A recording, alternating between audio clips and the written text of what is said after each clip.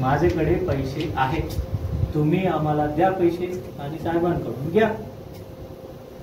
कसं तू दुकानात गेली, दुकानात पहिले पैसे देणार आहे की पहिले माल घेणार आहे? त्याच्यामध्ये लोकांना सर भरडून पहिले माल घेणार आहे की पैसे देणार आहे? माल घेऊन मोजल्यानंतर परत पैसे देणार आहे, देत नाही. असं कसं काढणार आहे? देखो ऐसा नहीं रहता है कि जब तक उससे पूर्ण बकाया त्याचा आपल्याला येणे बाकी तुला जोपर्यंत त्याला खाली झाल्याशिवाय कुठे जाणार. आणि हे जर उत्तर देत असेल साहेब पैसे देत नाही, किती महिन्याची दिली नाही मी? 2 महिन्याची, 3 महिन्याची.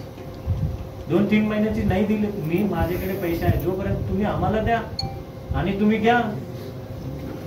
तुम्ही इथून घ्या, त्यांना सांगा, हे पण सांगा तुम्ही द्या. कंत्राटदार तुम्ही, पहिला मालक तुम्ही त्यांचा, ठीक आहे? मी नाही मालक, ठीक आहे? तुमचे मालक आहे तो कारण कंपनी. 1 मिनिट, ते त्यांना सांगा की तुम्ही पैसे द्या आणि जर साहेबांनी पैसे नाही दिली तुझ्या सोबत आम्ही परत येऊ इकडे आंदोलनाला. भोसले साहेबांच्या नाही, दुसरे कंत्राटदार बसेल, बरोबर? एवढं तरी मी सांगू शकतो. बरोबर नाही, तुमचा अधिकार आहे, तुम्ही डायरेक्ट सांगू शकता. हाँ, आप उनको बोलिए आप पैसा दे दो. आप पैसा देने के बाद अगर साहब तुमको पैसा नहीं दे रहे तो असा ठेकेदार कुठला कुणा कर्मचाऱ्यांना उभा करतो का दारात? खूप वाईट परिस्थिती साहेब, कारण मूळ मालक आम्ही काय नाही असे हे एकच नाही, दुसरा गॅलेक्सी अशोका असं नाहीये. अरे बोलवा रे, ते दुसरे गॅलेक्सी वाला कोणी आहे का? हे गॅलेक्सीच्या कर्मचारी दारात उभं करत नाही. हे गॅलेक्सी के रिप्रेझेंटेटिव्ह आहे, हे पीचे. त्यांच्या कामगार तुमच्याकडे येणार पण नाही, कारण त्यांची समस्या हेच सोडवतात. यांनी प्रपोजल दिलं ना तुम्ही, आता एवढं सर्व कामगारांना घेणार की नाही घेणार? हा, अरे सांगा किती पगार देणार ड्रेनेज लेबरला? ड्रेनेज लेबरला साधारण 8.5 ते 19,000 रुपयापर्यंत राहील. बरोबर. आता किती मिळतं? 13,000 मिळतो. नाही, आपल्याला आता स्थानिक स्वराज्य संस्थे, अरे वो अभी वो नया टेंडर के हिसाब से, ये पुराने टेंडर से चल रहा है, अभी 1 महीने में खत्म हो जाएगा. बीएसआयची यांचे 4,500 ते 5,000 जाणार आहे. 1800 आणि ईडीचे चार्ज 150 रुपये, बीएसआयची 900 रुपये आहे म्हणून ते 21,000 सेलिंग आहे. तर ते एक आमची सरकार झाले की त्यांना आम्ही इन्शुरन्स देऊ शकतो, भरता येणार. ठीक आहे, आता या सगळ्यांना घ्या, तुमच्याकडून पगार पण 2 महिन्याचा थकलेला देऊन टाका. आम्ही आजच्या बैठकीत सांगतो ना, आजच काढलो. हा, पण आज आपण हे प्रोसिडिंग आमचं घ्या याच्यामध्ये की आम्ही विनंती केली, कर्मचारी केस दाखल केली. सर मी पाठीमागे लिहिणे चालू आहे, कारण केस जी आहे ती दाखल केलेली आहे या संदर्भामध्ये या सर्व 1400 कर्मचाऱ्यांच्या वतीनं. तर त्यामुळे हे सगळे सभासद माझेच आहेत. मी फक्त दंगा नाही, माझ्याकडे त्या ऍफिडेव्हिट आहेत, ते आता काय बिचाऱ्यांना काय विलाज नाही, त्यामुळे जातात ते काय. असं सर माझी विनंती आहे, यांच्या मार्फत तरी का होईना पगार त्यांना जाऊ देत दसऱ्याच्या प्रोसिजर फॉलो करणे. ठीक आहे, मी त्याला संधी दिली नाही, त्याला दिलं तर आपण देऊ शकता. नाही त्यांना दिलं तर आम्ही बघू ना काय करायचं. मी पत्र आजपासून जे काम करणार आहे पुढचा, आय थिंक नोव्हेंबर 1 तारीखची पगार 1 तारखेचे त्यांचे खिशात, म्हणजे सप्टेंबर टू ऑक्टोबर. सप्टेंबर 21 पासून 22 पासून ऑक्टोबर 20 तारीख, म्हणजे नोव्हेंबर 1 तारीखची पगार तुमच्या खिशामध्ये किती असणार? ड्रेनेज लेबर आहे ना जास्त, 18,000, 18,500. वो तो मिनिमम है, उससे ऊपर भी हो सकता है, मैं और चेक किया नहीं. कमिशन किती घेतलं? 3.85% होईल. म्हणजे असे तुमचे दिवाळीमध्ये 5-6 हजार वाढले. दिवाळी कधी आहे? 22 तारीख.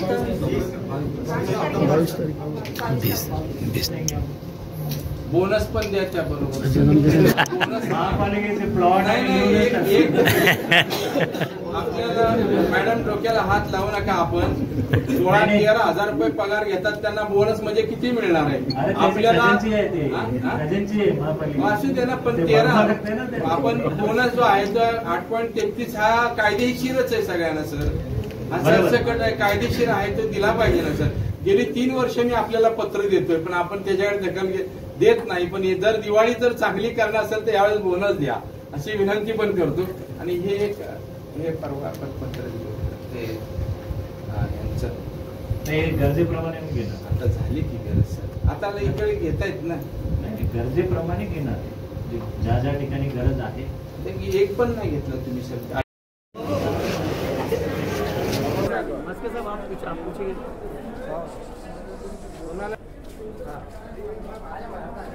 सर आज काय बोलणार सर? आज आपली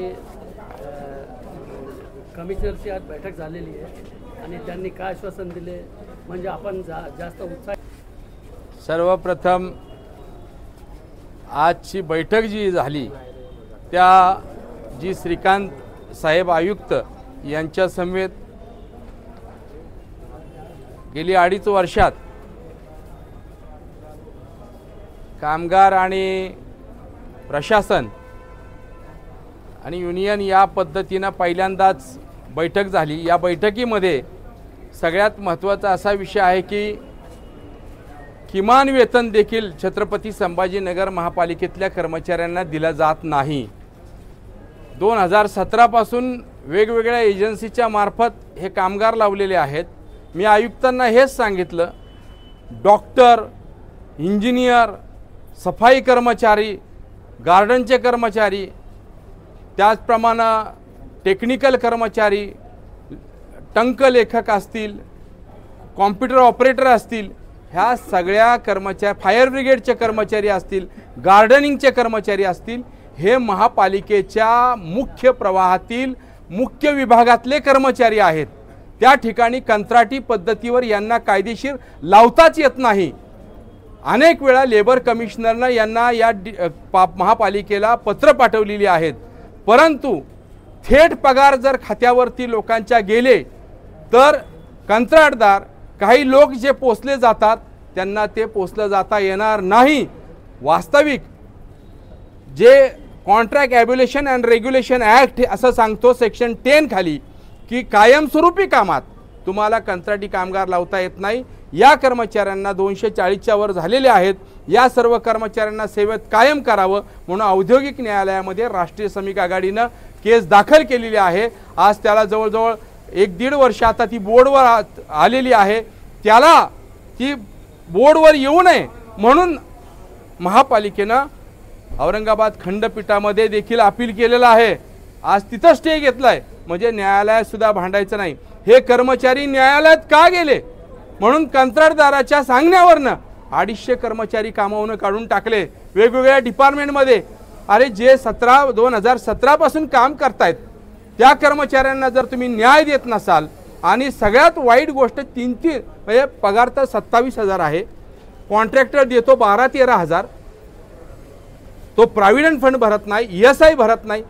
त्यांनी जर ते भरले नाही तर त्याची जबाबदारी प्रिन्सिपल एम्प्लॉयर म्हणून कमिशनरवर येते.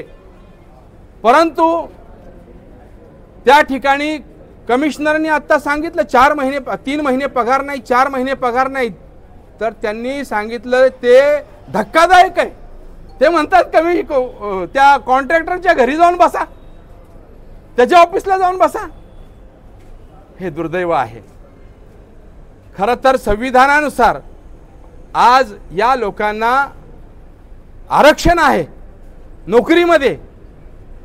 हे मोठं उदाहरण आहे. जातीय ज्या संघटना भांडतायत ना, बोंबलतायत अख्ख्या महाराष्ट्रावर की आरक्षण द्या, आरक्षण द्या. त्यांना मी म्हणेन महापालिका ज्या औरंगाबाद मराठवाड्यातनं आंदोलन उभं राहिलंय जातीयतेचं, त्याच महापालिकेमध्ये जवळजवळ 3,000 परमनंट नोकऱ्या आहेत आणि त्या आरक्षित आहेत.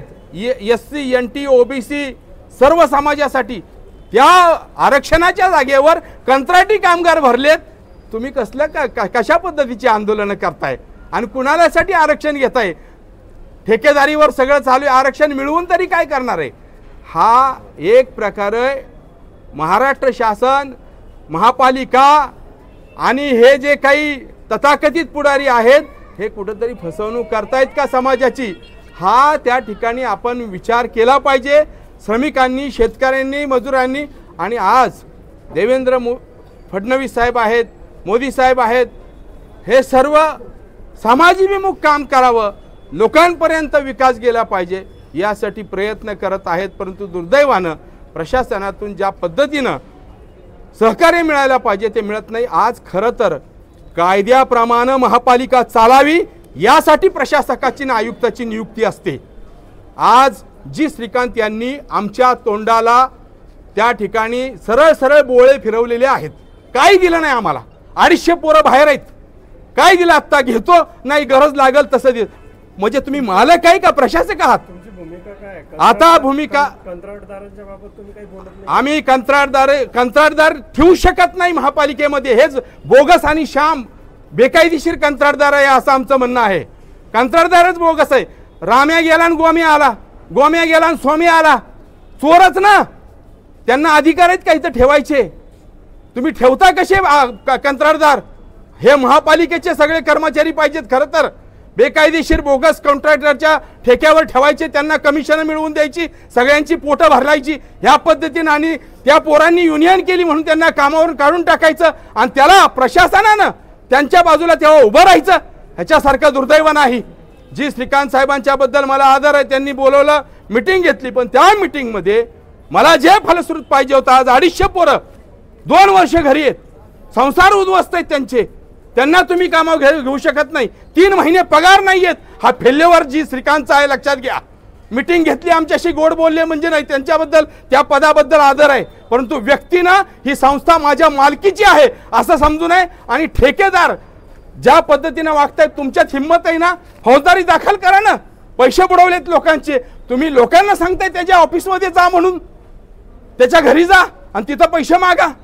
म्हणजे तुम्ही तुमचा फेल्युअर, तुम्ही त्याला नियुक्त केलाय, त्याचे पगार वसूल करणं ही तुमची जबाबदारी आहे, थोडी जबाबदारी त्या ठिकाणी कामगारांची आहे. आता सर कामगारांना कामावर घेतलं नाही तर पुढचं पाऊल काय राहील तुमचं? काय करणार? महानगरपालिकेचा जो आकृतीबंध आहे त्याबाबत आपल्याला काही माहिती आहे का? जर आकृतीबंधाप्रमाणे जर पोस्ट भरले नाही तर त्याला सरकार जबाबदार आहे, कोण जबाबदार आहे? प्रशासनाची आकृतीबंधानुसार कर्मचारी भरणं हे क्रमप्राप्त आहे. महापालिका आयुक्तांची ती जबाबदारी आहे. आकृतीबंधानुसार त्यांनी फक्त प्रशासनाची मान्यता सरकारची घ्यायची असते, शासनाची. माझ्याकडे एवढ्या एवढ्या जागा खाली आहेत, परंतु त्यांनी आकृतीबंध हा नावापुरता दाखवलाय. सगळ्या जागा कंत्राटीमध्ये भरलेल्या आहेत. आकृतीबंधामध्ये काय एवढ्या जागा नाहीत, वसुली कर्मचारी नाहीत. तुम्ही वसुली कर्मचाऱ्यांना जबाबदार धरता की एवढी एवढी वसुली झाली नाही म्हणून तुम्हाला काढला. अहो, त्या कर्मचाऱ्यांना त्याच्यावर अधिकारी आहे, सुपरवायझर आहे. तो जर म्हणला ह्या घरातनं नको जाऊ, चल पुढे जा, त्याच्या पुढे जा, तर तो नाही करणार. तो बांधील थोडा महापालिकेला आहे, तो ठेकेदाराला बांधील आहे. आणि ठेकेदारांनी सांगितलं जा पुढे, तर गेला पुढं. नंतर ह्या लोकांना काढल्यानंतर महापालिकेने योजना काढली. त्यांनी सांगितलं पैसे वाढले का, कसे वाढले, तर महापालिकेनं कर भरावा म्हणून सवलतीची योजना दिली, म्हणून लोकांनी पैसे भरले. त्यामध्ये ह्या कर्मचाऱ्यांचा दोष नाही. मी जी श्रीकांत सरांना आपल्या माध्यमातून एवढंच सांगेन, साहेब आपल्याला शासनाच्या लेबर कमिशनरनं सांगितलं लोकांना कामावर घ्या, किमान वेतन द्या. जर कॉन्ट्रॅक्टदार देत नसेल तर जबाबदारी तुमची आहे. तुम्ही इथं फेल झालाय, आता कंत्राटदार फेल झालाय, तर तुम्ही त्या ठिकाणी पैसे दिले पाहिजेत पगाराचे. ही वारंवार विनंती करतायत. ते काय म्हणले ते मला अतिशय दुःखद वाटलं. तुम्ही ठेकेदाराच्या ऑफिसवर जा, तुम्ही ठेकेदाराविरोधात फौजदारी दाखल करा ना. तुमच्यात हिंमत आहे ना. प्रशासनाचे अधिकार आहेत ते की तू पगार दिला नाही, लोकांचे बुडवलेत, PF भरला नाही, ESI भरला नाही. त्यामुळे मला आपल्या माध्यमातून एवढंच सांगायचं आहे, जी श्रीकांत साहेबांनी आमची तळमळ काय आहे ती नक्की ऐकून घ्यावी. आत्ता जे त्यांनी उत्तरं दिलेली आहेत ती कर्मचाऱ्यांचं त्याच्यामध्ये कुठलंही हित नाही, समाधान नाही. फक्त त्यांनी ठेकेदारावर असेल काय काय असेल त्यांचं मला माहीत नाही, मला काही गरज नाही. माझं तर म्हणणं सगळे ठेकेदार बाहेर काढा आणि प्रशासनाच्या मस्टरवर सगळ्या कर्मचाऱ्यांना घ्या आणि त्यांचं आयुष्य घडवा असं सांगेन.